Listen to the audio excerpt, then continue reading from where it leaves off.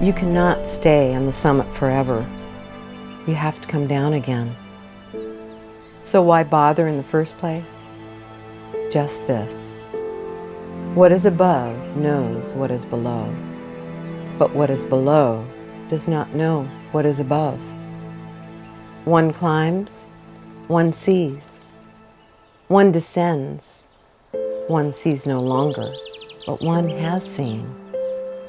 There is an art of conducting oneself in the lower regions by the memory of what one saw higher up. But when one can no longer see, one can at least still know.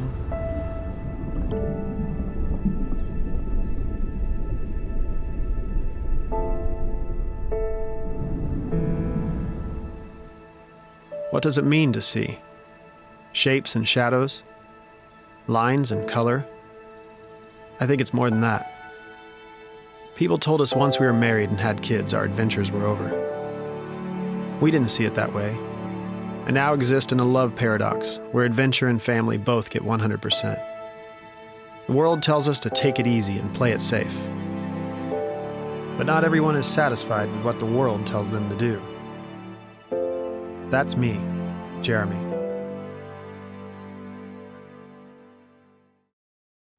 Johnny and I share the same obsession towards adventures in the mountains. The farther away from the desk, the better. However, at 32 years old, I was ready to go bigger, and Johnny became my mentor. Psych! Somewhere between college and mortgage, I had lost sight of what I was capable of. Johnny knew better than that. I told Johnny about a vision I had, to go in the 4 directions from home with my friends, ropes, and sketchbooks. I wanted to climb things no one had before and truly see what I was capable of. Johnny asked, when do we get started? I stopped dreaming and started planning. Yeah, I think we all think we have enough time to do those things in life that are really going to be memorable when we get old. But the fact is, most of us are going to get old before we actually accomplish those things. So it's kind of like, you have so much time, and so using that time to the best of your ability to accomplish those things that have the biggest value to you.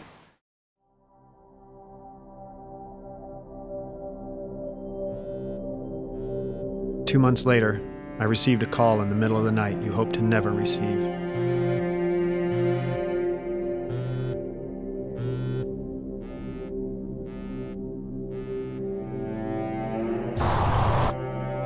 Hey Jer, it's Renan. I have some really bad news. There was an accident. Johnny was gone, my friend, my mentor.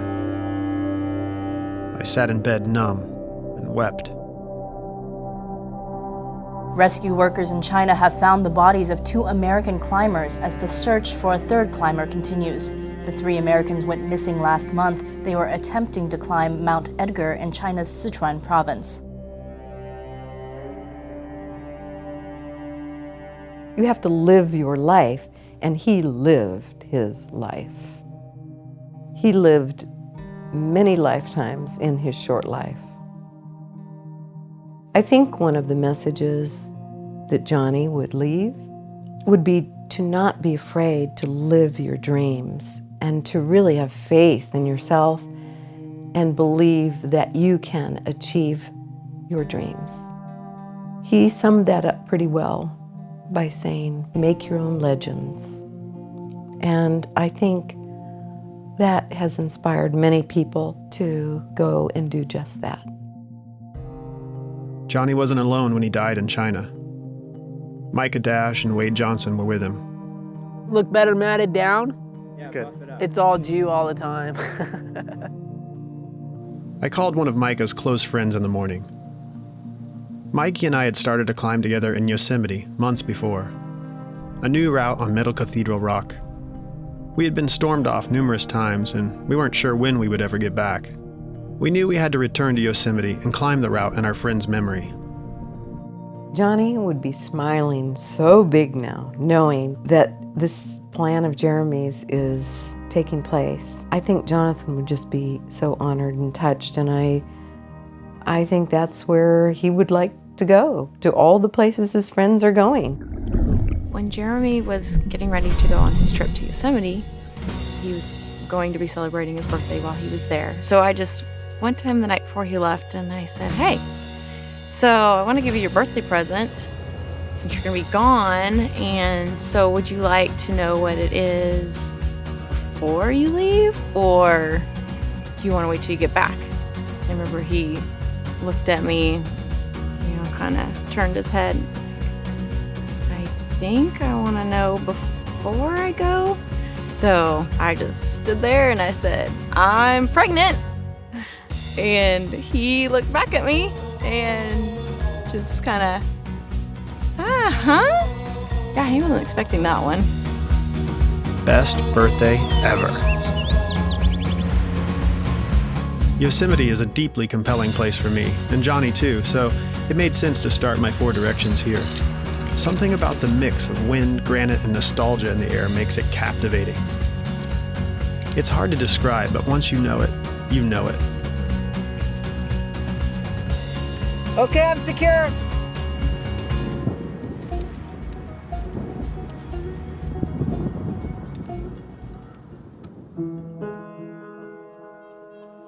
It's obviously not easy when you lose anybody in life. When you lose a friend, it's harder. You lose a climbing partner, it's really hard. I think because the reality kind of hits you that that easily could have been me. That happens, it's home, it's right there. And then there's just obviously the whole void that they leave, showing up in the parking lot in Yosemite and just expecting to run into Micah, that'll never happen again. And now that's gone, that's a pretty big void for me.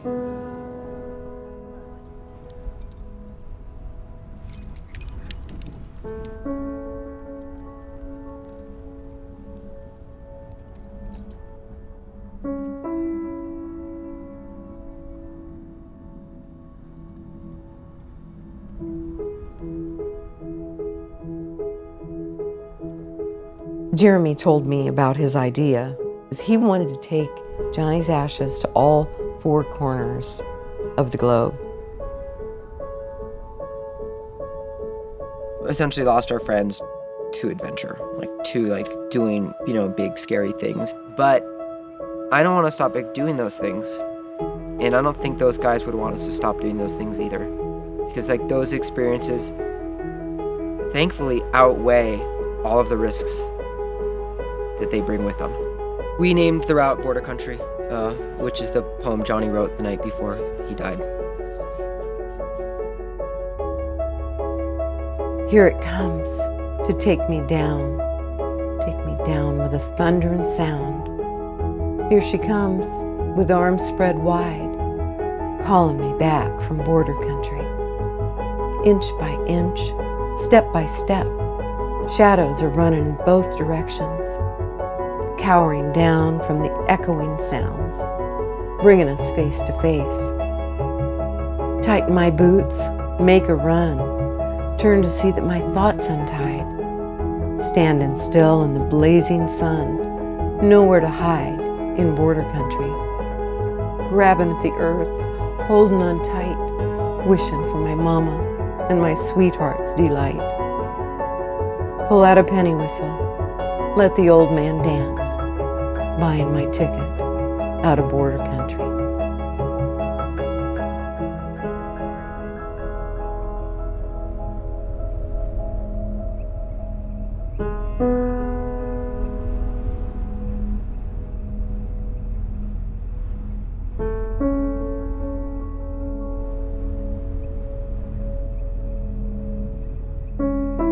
Life is a gift, whether ending or beginning.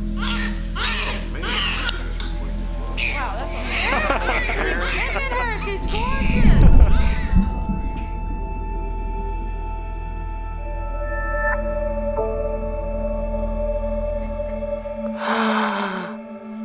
Life at home was changing. Aye. Diapers, mostly.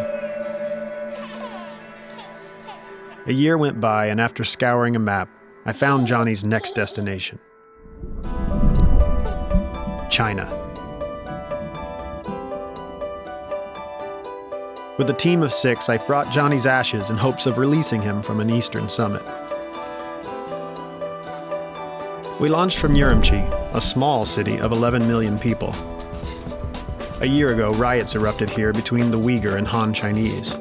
The city still hummed with paranoia as I paced its streets. We weren't exactly traveling light. It's like something from Mary Poppins where she can put everything in that little tiny bag. After 10 hours of driving north, we arrived in the valley. It wasn't just a geological preserve anymore. The local nomads had been asked to leave so a private national park could be erected. Kekatohai means green forest in Kazakh and offers a paradigm of adventure. On the border of China, Mongolia, and Kyrgyzstan, ancient walls rise in the shadows of the Altai Mountains. It's got a rich culture as well, and an ancient culture.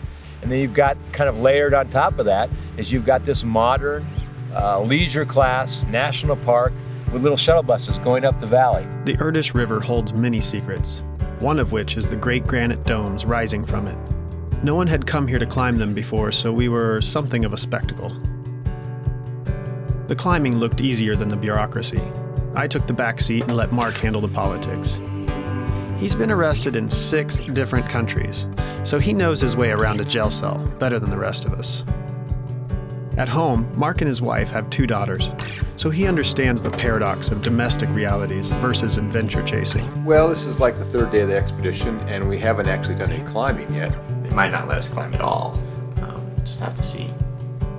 Eventually, between the Mongolian Border Patrol, park security, and some aligned stars, we were allowed to climb. We made our way into the park and finally left the ground.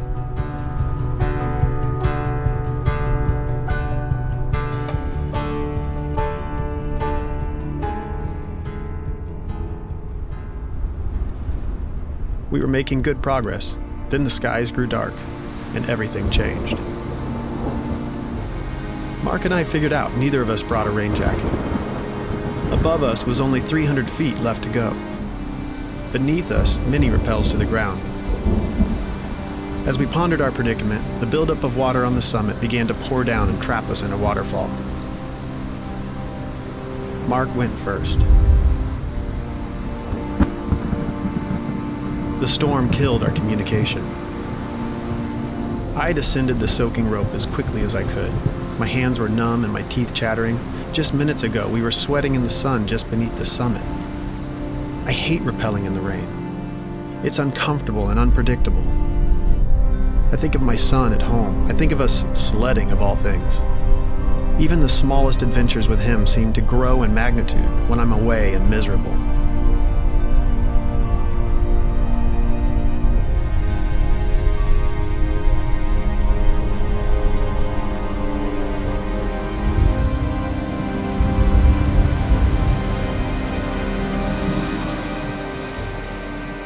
Eventually, the rain stops, and we watch the sunset with a camel-herding Kazakh family along the Irtysh. The dad provides fish from the river. I think of my own family at home. I wonder what they're having for dinner tonight. Even though we can't speak the same language, we share stories in our own ways. Local tradition invited everyone to sing a song after dinner. Be back again. You sing to your son every night? Every night.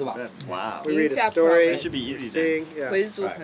You are my son, Zion, my only son, Zion. You make me happy when skies are gray. You never know, dear, how much I love you. Please don't take my sunshine.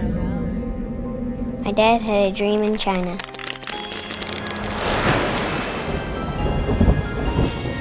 He and I were on a boat crossing the sea.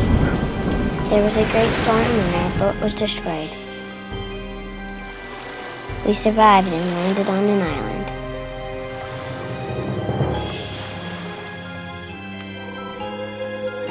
We learned to exist by what the island provided. My dad protected me from danger. Life was a great adventure. Then my dad grew old and I became a man. Now I had to protect him. I built a boat and crossed the sea again.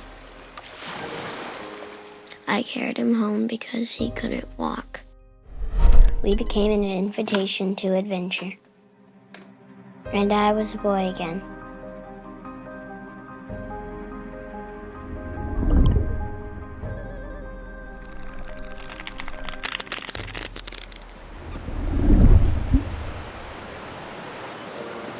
The next day, the skies were blue, and we all raced to the summit together. Guys, I'm telling you. We've named it For Whom the Bell Tolls.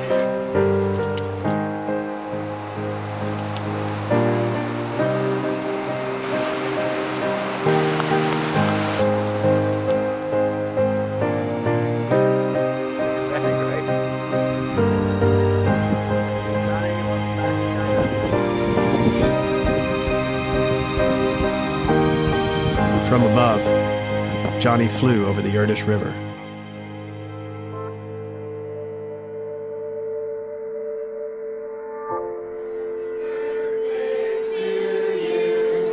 Happy birthday, dear Sailor. 6 months trickled by, full of family trips, hikes, and yeah, some sledding. In the dead of winter, it was finally time to head south.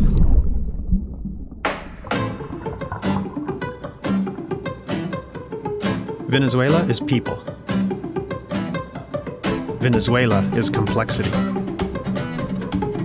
Venezuela is jungle, both the urban and organic variety.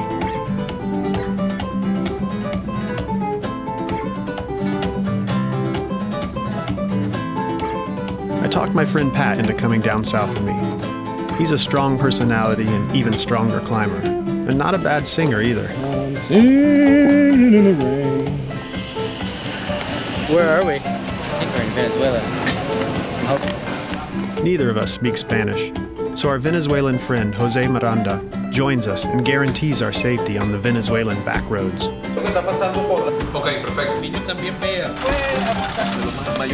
Jose runs a water buffalo farm with his family. His daughter Paz makes us smoothies from the garden. His son Kopp provides the entertainment.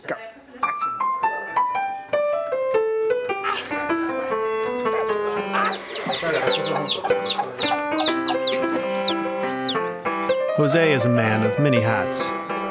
He is a farmer, dad, husband, and lucky for us, a mechanic. When I see the rig he has for us to drive across the entire country, I'm not so sure of his guaranteed safety. Introducing the tank. It's a Land Rover 1967, 4-cylinder engine, 4-speed, 4-wheel drive, all in aluminum so it won't rust. Totally indestructible machine. We got another addition, this right here. This was a Kopp and me invention.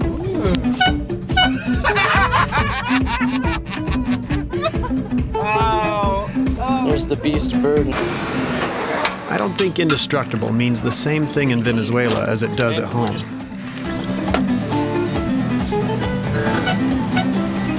We filled the tank with food from the farm, and off we went. Deep in the Grand Sabana jungle lies the village of Yunek. We are warmly welcomed and we make many new friends.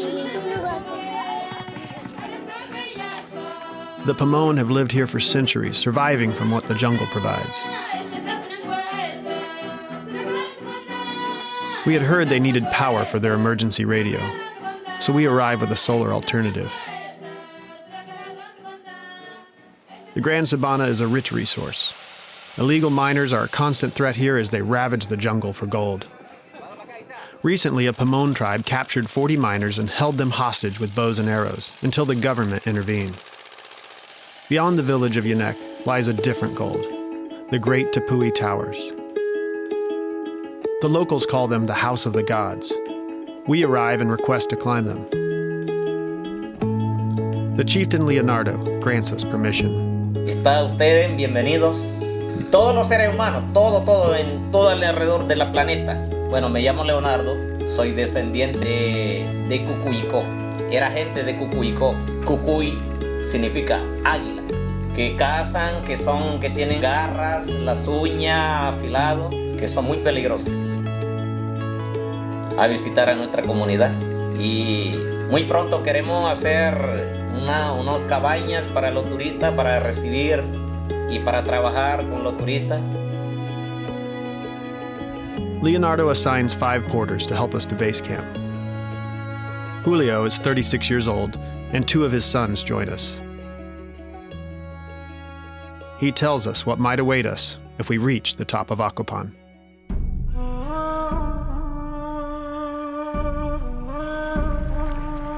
When I was young, my grandfather told me of the giant eagle Tarik Tarik.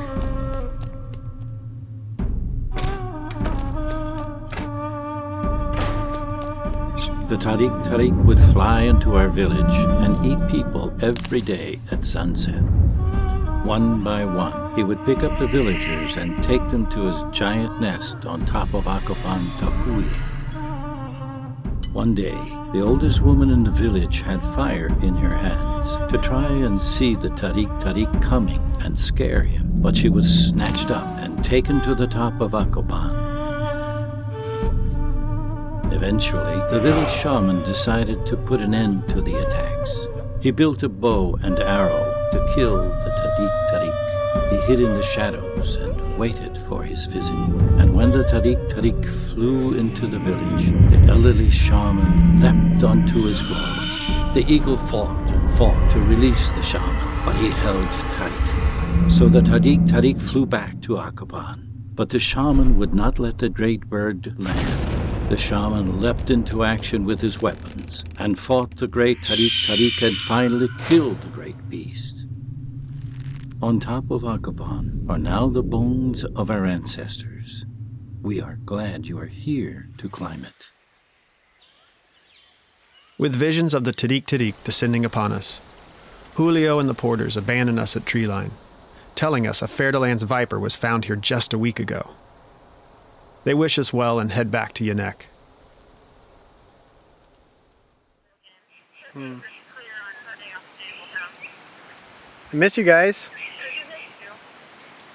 I miss you too.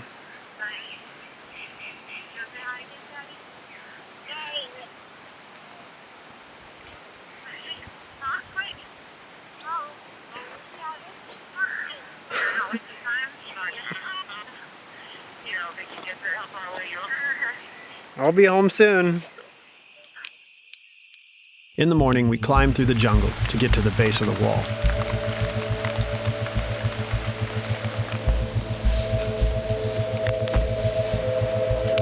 Black flies eat at our flesh, paranoia eats at our minds, and Pat is running a jungle fever.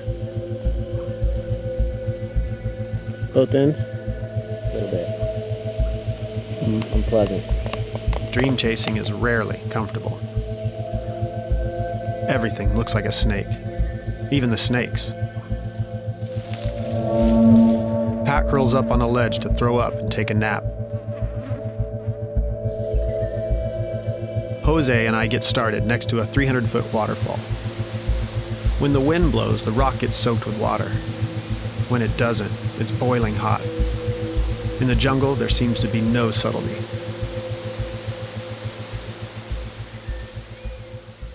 Finally climbing. It's looking rough. I'm just kind of standing across from where we're proposing to go. Jared's wrestling with the first pitch, which from what we've heard is typically the harder bit, and climbing right to the right of this really sweet waterfall.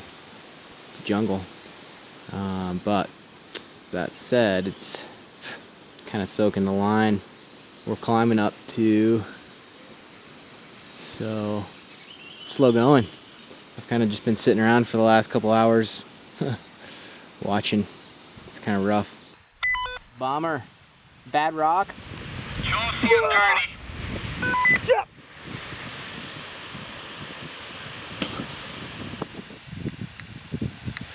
hotter pretty soon.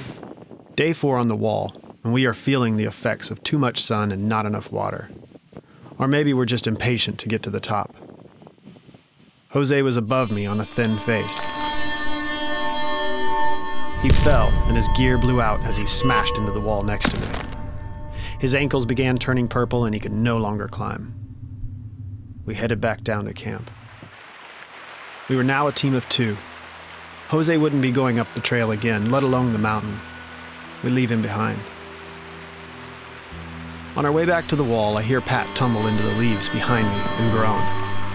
I immediately think of our snake anti-venom, 3 miles away, hidden in the river. But it wasn't a snake. Pat had broken his finger on a hidden rock.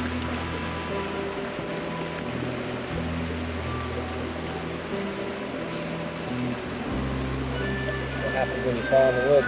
Pat still tries to climb, despite his injury. I broke my finger, and it's broke. It hurts bad. In 24 hours, we had gone from a team of 3 to a team of 1. Me. The climb was over. I sat in the jungle and let the mosquitoes eat me alive as I drowned in my own sweat.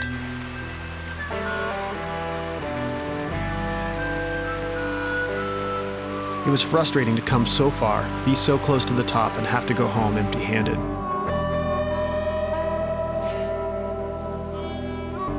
Get anything? Out of my ears? Yeah.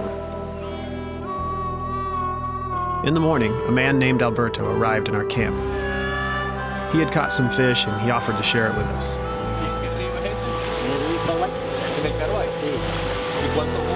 We spent the next 2 days with Alberto, learning how to make his Wayari backpack. He showed us how to splice and weave reeds from the jungle. It made for a great distraction from our injuries, as we had nowhere else to go. It was raining, so we wouldn't have been climbing anyways.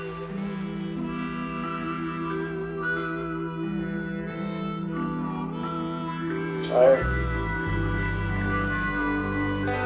Too much hiking, too much climbing, too much big bags.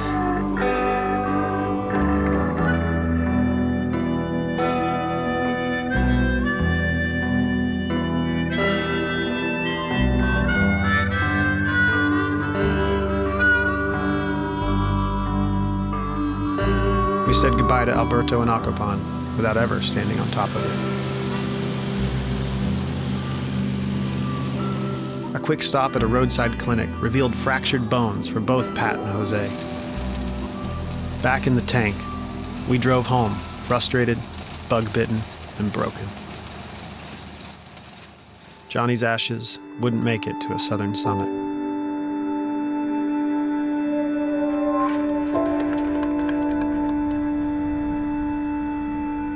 Another 6 months. School's out. Sunburns and ice cream.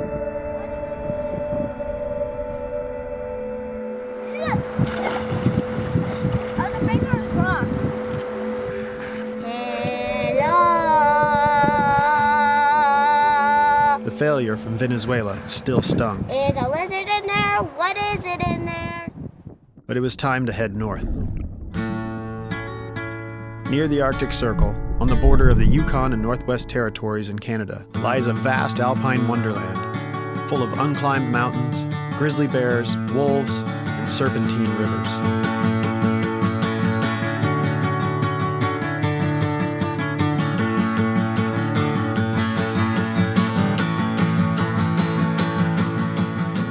After 4,500 miles of driving, 100 miles of rafting, and a short flight, we arrive at the Vampire Spires.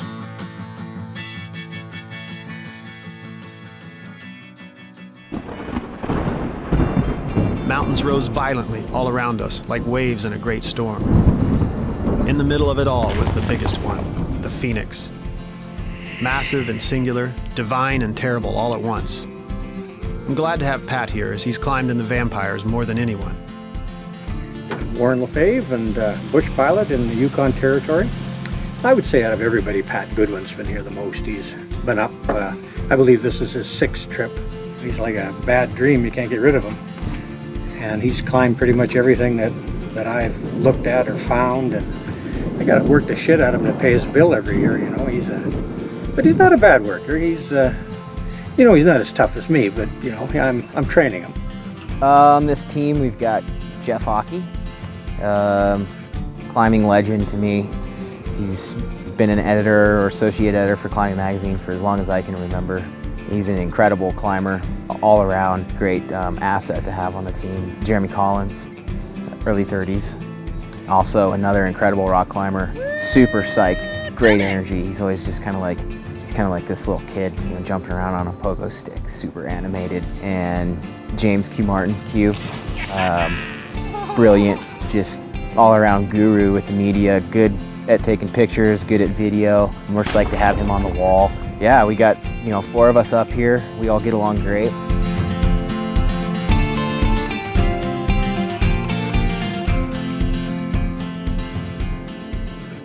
I wish Johnny was here. This was his kind of mountain. Big, intimidating, and frightening. He taught me to go out of my way to face my fears. I think you kind of trick yourself. You trick yourself into situations. And the more you trick yourself, the easier it is. The more experience you have with fear and risk and then maybe pulling something off, the more you can trick yourself into saying, all right, at this moment, I hate this and I love it at the same time. And the more you do it, the more times you look in retrospect and say, this was a great adventure.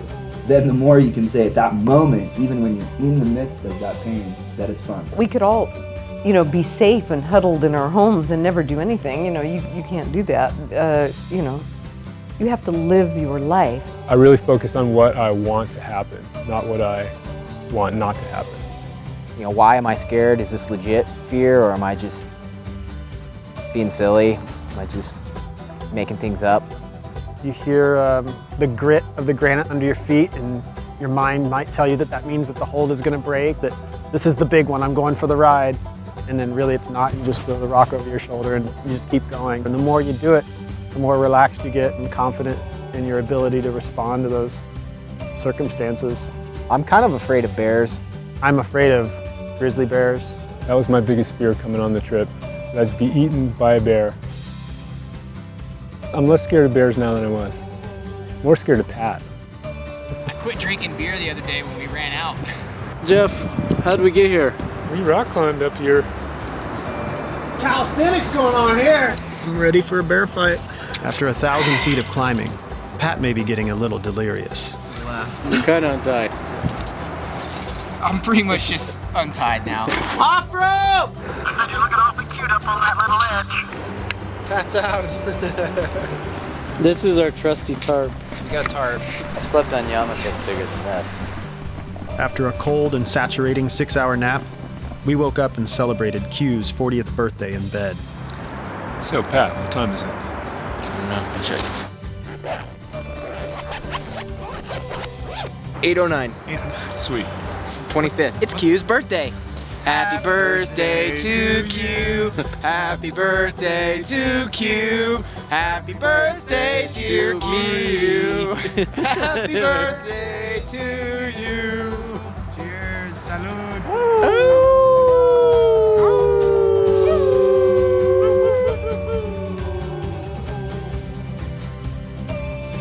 At the top of the 2,600-foot wall, we still have 2,000 feet of ridge to climb to the untouched summit. It's one of the most beautiful and desolate places I've ever been.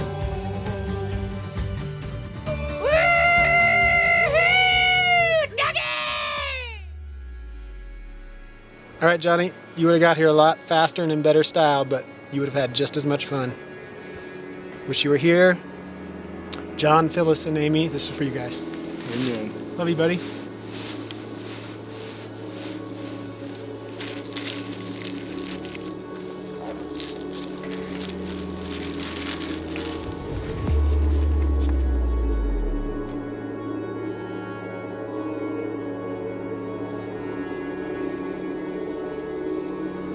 René Damal said, "You cannot stay on the summit forever.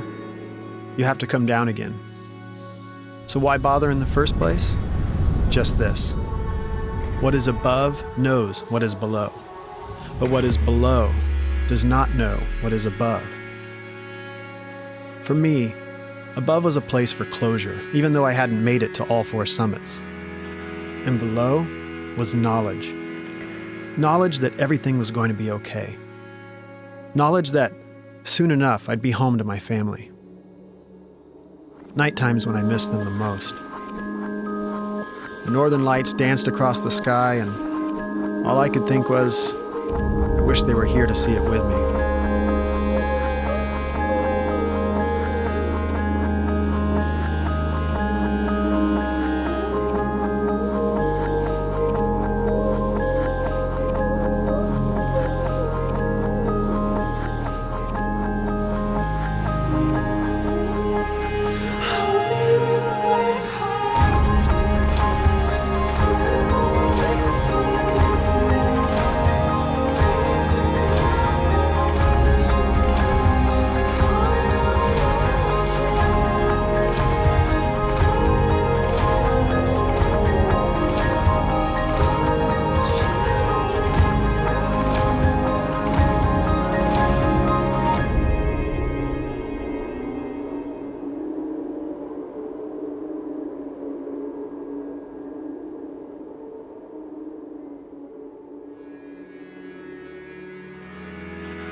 It didn't all turn out the way I thought it might.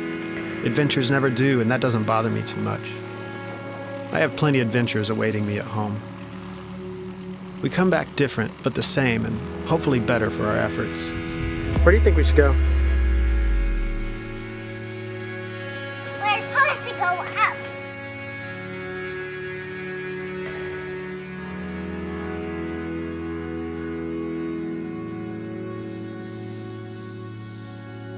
They say life is short, but I think it's more than that. Life is savage. Life is chaos. It's delicate. And I don't mean delicate in the vascular sense of flesh and blood, but in our visceral, intuitive spaces, our wild, irreplaceable inner selves. Life is most delicate in the spending of it. And just because we failed doesn't mean that life is over. What's happening, Jer? Where are we? We are back at the base of Akopan after a year of being gone. Supposedly your 20s are for learning, your 30s are for building, and your 40s are for thriving. 40s are going to be good.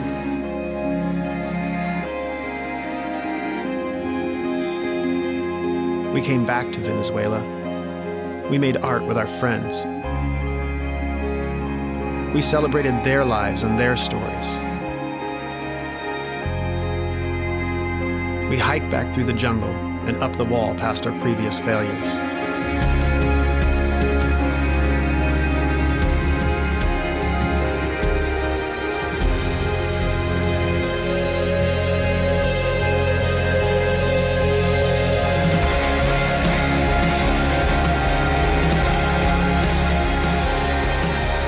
So, what does it mean to see? Shapes and shadows, lines and color. I think it's more than that.